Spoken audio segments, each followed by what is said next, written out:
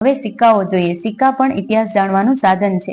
રાજા મહારાજાઓ પહેલા જ્યારે સિક્કા બનાવતા ત્યારે પોતાનું નામ, પછી એની ધર્મ અને સંસ્કૃતિ વિશે એમાં લખતા.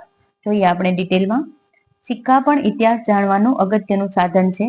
સિક્કાઓ પર રાજાનું નામ, તેનો ધર્મ, તેની સંસ્કૃતિ અને તેનો સમય, કયા સમયથી કયા સમય સુધી તેઓએ રાજ કર્યું એ વિશે પણ તેઓ લખતા. જોઈએ આપણે.